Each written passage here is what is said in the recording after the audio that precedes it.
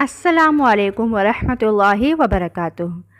آج میں آپ لوگوں کے ساتھ ایک وظیفہ شیئر کروں گی جو کہ درود تنجینہ کا وظیفہ ہے۔ اس کے بارے میں آپ لوگوں نے کئی سنا ہوگا، بہت ہی اچھا وظیفہ ہے، لیکن میں آج آپ کو دو واقعات بتاؤں گی، سچے واقعات۔ جو ایک عورت تھی، اس کا واقعہ وہ تو بالکل میرے سامنے ہوا ہے، وہ بالکل میرے بالکل سامنے ہوا ہے، میں ان کے سامنے ہی رہتی تھی۔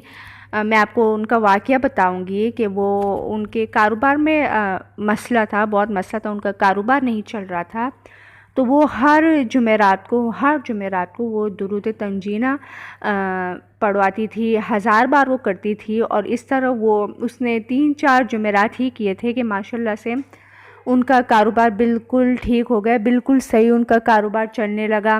اور اس نے خود بتایا، میں نے دیکھا ہے کہ وہ پھر بلاتی تھی اور پھر 1000 بار وہ پڑھواتی تھی درود تنجینہ، 1000 بار، وہ بھی جمعرات کو۔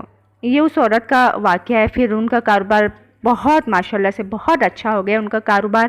آپ بھی ایک بار کیجئے گا، بہت ہی اچھا وظیفہ ہے یہ کاروبار کے لیے۔ یہ میں نے کئی لوگوں سے سنا ہے، لیکن اس عورت کا واقعہ میں اس لیے بتا رہی ہوں کہ یہ میرے سامنے ہوا یہ واقعہ۔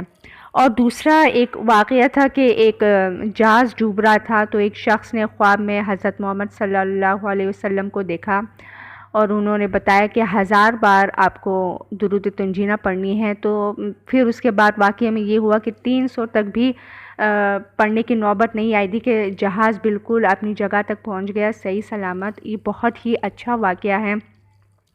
ان دونوں واقعے سے یہی معلوم ہوتا ہے کہ الحمدللہ سے اس سے دعا قبول ہوتی ہے، اور آج اس عورت کا کاروبار ماشاءاللہ سے بہت ہی اچھا ہے۔ اور یہاں پر یہ دوسرا جہاز ڈوبنے کا یہ بھی بہت ہی اچھا ہوگا، یہ آپ نے سنا بھی ہوگا۔ درود تنجینہ ابھی تھوڑی دیر میں آپ کی اسکرین پر شو ہو جائے گا، آپ کو 1000 بار پڑھنا ہے جمعرات کو۔ ان دونوں واقعات میں جمعرات کو ہی آپ کو پڑھنا ہے، دونوں واقعوں میں ایسا ہوا تھا۔